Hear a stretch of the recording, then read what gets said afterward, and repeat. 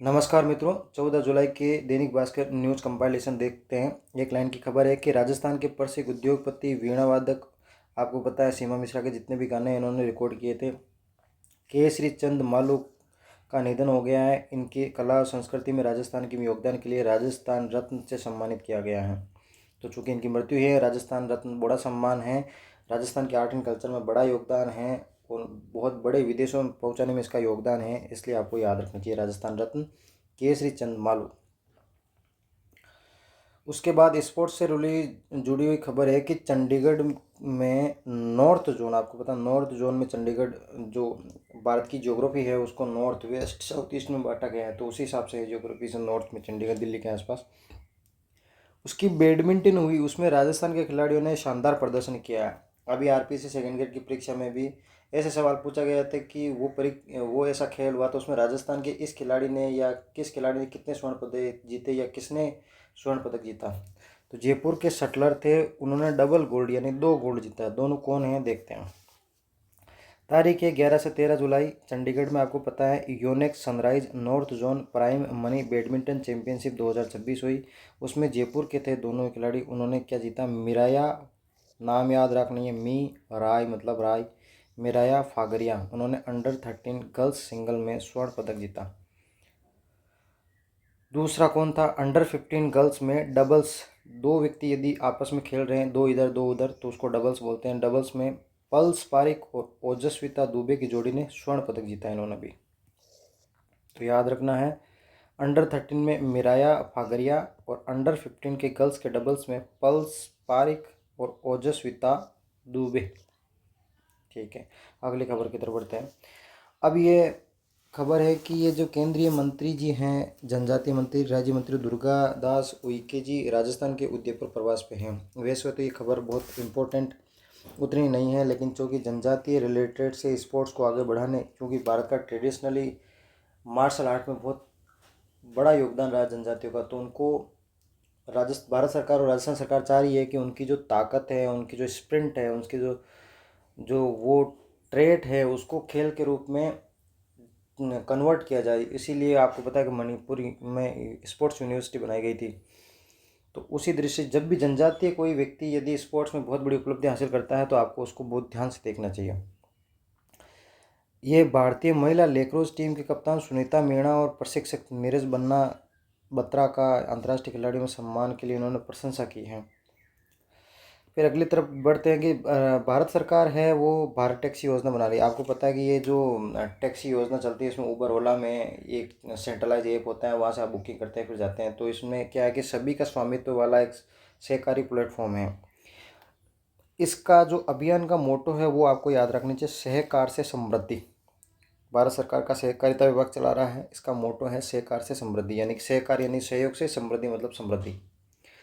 अब दूसरी बात आपको यह याद रखनी चाहिए, इसका ट्रायल सबसे पहले जयपुर में ही चल रहा है। अभी ट्रायल कहाँ से शुरू किया गया है, तो जयपुर से। फिर इसका विस्तार कहाँ से किया गया, राजस्थान के जो भी बड़े शहर है सब में, जयपुर के बाद जोधपुर, इधर दक्षिण में उदयपुर, उधर जोधपुर के आस बीकानेर, मध्य में अजमेर और दक्षिण में आपको पता है दक्षिण पूर्व में कोटा।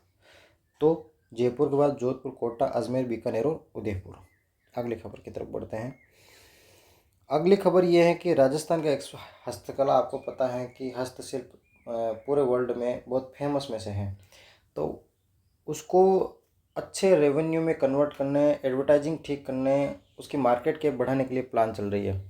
राज्य सरकार 11 जिलों को एक्सपोर्ट एक्शन प्लान की तैयारी कर रही है। वहाँ पे एक्सपोर्ट एक्शन प्लान बनाया जाएगा, जो मैक्सिमम एक्सपोर्ट करते हैं उन 11 में एक्शन प्लान बनाया जाएगा और उसको डबल ट्रिपल किया जाएगा।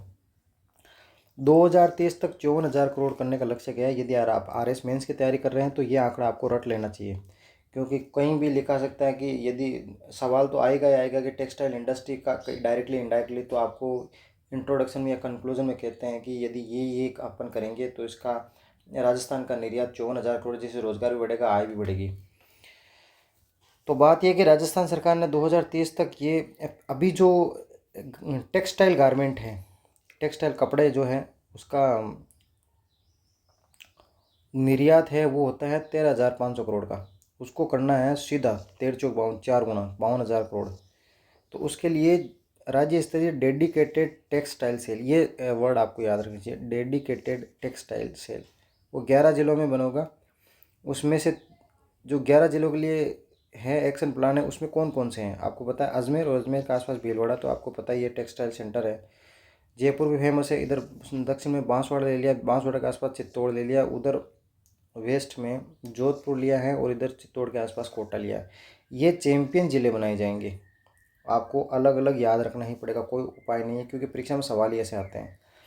जो दक्षिणी क्षेत्र हैं आपको उसको क्लस्टर बना के याद कर सकते हैं। बांसवाड़ा, बांसवाड़ा के आसपास हैं चित्तौड़, चित्तौड़ के आसपास है कोटा, फिर थोड़ा ऊपर की तरफ भीलवाड़ा और अजमेर, उधर उत्तर की तरफ केवल एक राज्य जयपुर, और इधर वेस्ट की तरफ एकमात्र राज्य जोधपुर। उसके बाद जो दूसरे श्रेणी के राज्य हैं उनमें अधिकांश मरुस्थलीय हैं। एक तो गंगानगर और हनुमानगढ़ हैं, उसके पास में नागौर है, और उसके बाद चूरू है। आपको ये ज़िले याद रखना है, टर्म याद रखनी है, आंकड़ा याद करना है। अगली खबर की तरफ बढ़ते हैं। जो दैनिक भास्कर के करंट अफेयर्स की सीरीज आती हैं उसमें मैक्सिमम खबरें कवर हो चुकी है। ये मैं 2 बार पढ़ा चुका हूँ। PA-17A महेंद्रगिरी भारत के INS महेंद्रगिरी नेवी में शामिल हो रही है। फिर ये 71 वर्षीय वापस से लिंडा नोस्कोवा बैडमिंटन का इटली का खिलाड़ी चैंपियन बना, ये भी मैं कवर कर चुका हूँ।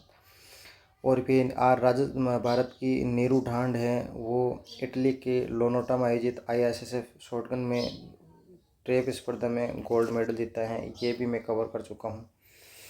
ये खबर काम की नहीं है, ये भी खबर काम की नहीं है, ये थोड़ी सी काम की हैं। इसरो जो आपको पता है कि गगनयान भेजने वाला, उसमें 3 प्रशिक्षण सफलतापूर्वक हैं। उस एक में क्रू मॉडल जो समुद्र में सीधा रखने की तक, ऐसा कहता है जैसे आदमी ऊपर जाएगा तो वापस आएगा तो उसकी सॉफ्ट लैंडिंग होनी चाहिए। तो समुद्र पे जो सॉफ्ट लैंडिंग होती है उसकी टेस्टिंग चलती है ताकि सही से वो काम करे कि नहीं करे। इसके लिए ये क्रू मॉडल होता है।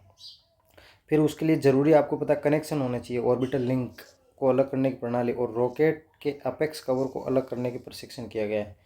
वैसे तो छोटी न्यूज़ है, कोई बहुत बड़ी न्यूज़ नहीं है। एक टर्म न्यूज़ में है वीडियो असिस्टेंट रेफरी। आपको शब्द से ही पता चल रहा है कि एक वीडियो करने के असिस्टेंट है और रेफरी फुटबॉल से रिलेटेड है। वही चीज़ है कि video assistant camera video replay की मदद करने, रेफरी की मदद करने के लिए एक वीडियोग्राफर होता है। ये नई टेक्नोलॉजी आजकल फीफा में यूज़ की जा रही है। गोल, पेनल्टी, सीधे रेड कार्ड और गलत खिलाड़ी को कार्ड दिखाने संबंधी अहम फैसले लेने के लिए समीक्षा करता है ये। हालांकि अंतिम फैसला रेफरी के पास होता है, इसलिए न्यूज़ में है क्योंकि फीफा विश्व कप 2026 में मिस्र और अर्जेंटीना के बीच जो वार के फैसले को लेकर बड़ा विवाद हुआ था, उसके कारण ये न्यूज़ में है। तो आप ये कह सकते हैं कि भाई वीडियो असिस्टेंट रेफरी का यूज टेक्नोलॉजी का सवाल भी आ सकता है कि क्या खेलों में टेक्नोलॉजी का यूज़ कितना होना चाहिए। एक खबर पिछले 3-4 दिन से न्यूज़ में है कि आपको पता है कि क्रिकेट की वैसे तो ज़्यादातर खबर काम की नहीं होती हैं, लेकिन चूंकि ये महिला से रिलेटेड है, एक दूसरी चीज़ है कि इंग्लैंड के लॉर्ड्स में पहली बार महिला खेल रही है। एक दौर के अंदर जब महिलाओं का प्रवेश तक निषेध था, वहाँ पे पहली बार टेस्ट हो रहा है। दो इम्पोर्टेंट बात। तीसरी इम्पोर्टेंट बात यह है कि वहाँ पे इंग्लैंड में जाके वहाँ की टीम को भारत की महिलाओं की टीम ने हरा दिया है। बहुत बड़ी खबर है, महिला है, विदेश में डंका बजा है, और हिस्टोरिकली पहली बार हुआ है। सब चीज़ें पहली बार हो रही है, इसलिए आपको ये खबर बहुत ज़्यादा याद रखनी चाहिए।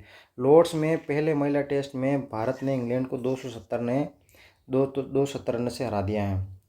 चौथी पारी में 457 रन का लक्ष्य दिया था और इंग्लैंड की टीम 186 पे ऑल आउट हो गई। ये आंकड़ा आपको याद रहे न रहे, ये आंकड़ा आपको थोड़ा याद रखना चाहिए कि पहली बार टेस्ट क्रिकेट की शुरुआत भारत में 25 जून 1932 को खेला गया था लॉर्ड्स में, और पहली जीत मिली थी 1986 में कपिल देव की कप्तानी में।